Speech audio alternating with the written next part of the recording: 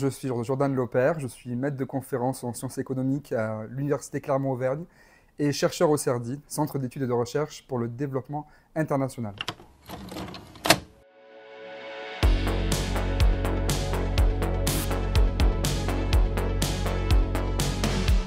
On veut simplement mesurer l'effet de l'arrivée de ces réseaux sociaux sur la probabilité qu'une femme est élue.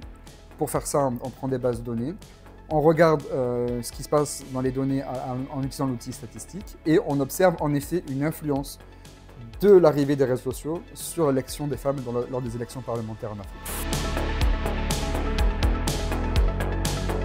Tout d'abord parce que le contexte est intéressant et s'y prête. Il y a une pertinence politique à répondre à ces questions. La première pertinence, c'est le fait que les femmes sont sous-représentées politiquement, en particulier dans le contexte d'Afrique subsaharienne, où les femmes occupent à peu près 10% des sièges dans les parlements. Par ailleurs, dans ce projet-là, on s'intéresse beaucoup aussi à l'arrivée des réseaux sociaux et on trouve intéressant d'essayer de comprendre comment cette révolution technologique s'est transformée aussi en révolution sociétale et politique dans ces pays. L'idée, c'était de regarder l'impact de l'arrivée de FreeBasix, qui est un partenariat qui a été lancé entre Facebook et certains opérateurs mobiles en Afrique subsaharienne, notamment, et dans d'autres pays en développement, justement pour permettre aux citoyens, aux individus qui détiennent une carte SIM traditionnelle avec la couverture 2G, d'accéder à une version, on va dire, simplifiée et centrée sur Facebook d'Internet, qui reste gratuite pour eux, c'est-à-dire sans coût supplémentaire par rapport à leur forfait habituel. Notre point de départ, c'était qu'on était intéressé par la transformation sociétale et numérique représentée par l'arrivée des réseaux sociaux.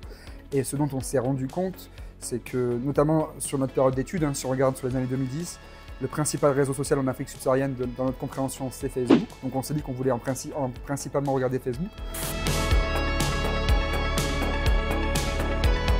Dans le cadre de ce projet, on a créé une base de données qui nous permet de mesurer la couverture de FreeBasix en Afrique subsaharienne.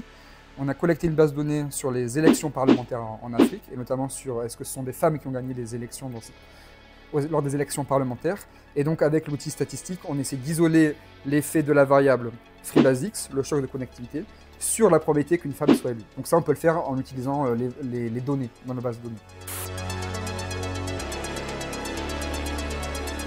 Donc pour l'instant, ce qu'on observe dans nos données, ce que nos données suggèrent pour l'instant, c'est un travail en cours, c'est tout d'abord le rôle que jouent toujours les grands partis politiques lors de ces élections parlementaires. Et on observe des choses différentes entre la première élection et la seconde élection après l'arrivée de FreeBasix.